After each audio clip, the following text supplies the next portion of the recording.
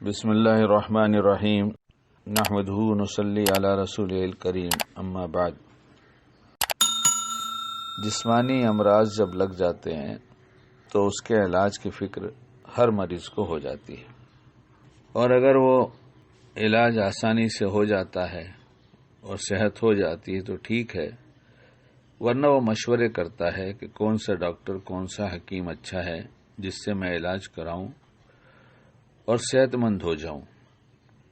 پھر جس سے بھی علاج کرواتا ہے وہ اسے کچھ دوائیاں بتا دیتا ہے اور کچھ پرہیز بتا دیتا ہے، کچھ دوا صحت مند رہنے کے لیے، کچھ غذا، اور یہ علاج میں جو نفع ہونے والا ہے اس کے لیے کوئی مضر اور نقصان پہنچانے والی چیز ہے تو اس سے بچنے کی تاکید کرتا ہے، یعنی پرہیز بتاتا ہے، کیونکہ پرہیز کرنا بھی ضروری ہے۔ ایک طرف دوا ہوتی رہے، علاج ہوتا رہے، دوسری طرف پرہیز نہ ہو تو یہ اس کے لیے نقصان دہ ہوگا۔ ٹھیک اسی طرح سے اسلام نے یہ سکھایا ہے کہ اپنے آپ کو روحانی امراض سے بچاؤ، اور کوئی روحانی مرض لگ گیا ہو، یعنی کوئی کام گناہ کا ہو رہا ہو تو یہ مرض ہے، تو اس مرض سے اپنے آپ کو بچانے کے لیے تدبیر کرو۔ تدبیر کیا ہے؟ توبہ، سچی پکی توبہ۔ اللہ بہت معاف کرنے والا ہے، اگر ہم نے اس سے بار بار توبہ کر لیا تو اس علاج کے لیے سب سے پہلی چیز توبہ ہے۔ دل صاف ہو جائے گا، نامہ اعمال سے گناہ مٹا دیے جائیں گے، جیسی سچی پکی توبہ ہوگی ویسی اس کے فائدے ہوں گے۔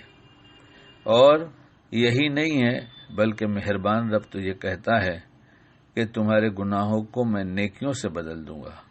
یعنی اگر ہم نے سچی پکی توبہ کر لیا اور بھلے اعمال کرنے لگے اور اس گناہ سے جیسی توبہ ہونی چاہیے ویسی توبہ کے ساتھ، ندامت کے ساتھ، آئندہ نہ کرنے کے عزم کے ساتھ، تو اللہ تعالیٰ گناہوں کو نیکیوں سے بدل دیتا ہے، یعنی دل بیمار کو صحت کامل عطا فرما دیتا ہے۔ یعنی جو نیکیاں تھیں وہ تو تھیں ہی، لیکن گناہ والی جو نیکیاں بن گئیں تو یہ مزید بن گئیں، اور یہ اخلاص والی نیکیاں ہوگی کہ اللہ نے اسے نیکی بنایا ہے۔ اس تو سچی پکی توبہ کے ساتھ جو نیکی بنی، اس کو اللہ نے نیکی بنایا ہے، اس لیے اس کے انوارات کا تو کیا پوچھنا۔ اس لیے ہم جہاں اپنے جسمانی مرض کا علاج کراتے ہیں وہاں روحانی مرض کا پہلا علاج توبہ ہے۔ اور توبہ سے کسی نے فرمایا توبہ روح کا غسل ہے، توبہ روح کا غسل ہے، جتنی دفعہ غسل کریں گے اتنی شاداب رہیں گے، خوش رہیں گے، صحت مند رہیں گے۔ اس لیے توبہ بہت آسان سی چیز ہے۔ اس کے ساتھ ساتھ توبہ کے لیے کوئی شرط نہیں ہے کہ باوضو ہونا ہے، قبلہ رخ ہونا ہے، سب سے کٹ کر اکیلے میں کرنا ہے، کچھ نہیں ہے۔ چلتے پھرتے بھی اگر آدمی نے توبہ کر لیا اور بار بار کیا اور بار بار کرتا رہا تو یہ سب توبہ میں ہی شامل ہوگا۔ اس لیے ایک چیز تو یہ ہو گئی۔ دوسرے، صحت مند رہنے کے لیے صحت مند لوگوں کے ساتھ رہیں گے تو ان کے پاس رہ کر دل صحت مند کیسا رہتا ہے، روح صحت مند کیسی رہتی ہے، روحانی امراض سے بچا کیسے جاتا ہے، یہ ان کے پاس سیکھنے کو ملے گا۔ اس لیے اللہ پاک نے خود کہہ دیا سچوں کے ساتھ رہو۔ کون؟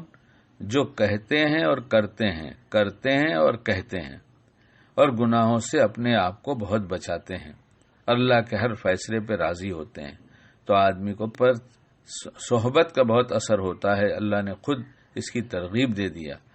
ہم بندے ہم سے ہو ہی جاتے ہیں، گناہ سے توبہ، بچنے کی اور تدبیر کے ساتھ ساتھ کسی ایسے کے پاس رہنا، ان کے پاس آنا جانا، ان سے تعلق بنائے رکھنا، یہ ہماری بہت بڑی ضرورت ہے۔ جہاں جا کر دل تندرست ہوتا ہے، بیماریوں سے بچنے کی سمجھ آتی ہے، اور بیماری سمجھ میں آنے لگتی ہے کہ کیا ہے، اور بچنے کا ڈھنگ آ جاتا ہے۔ اللہ تعالی ہم سب کو سچی پکی توبہ کی توفیق دے اور روحانی صحت بھی عطا فرمائے جسمانی صحت کے ساتھ ساتھ۔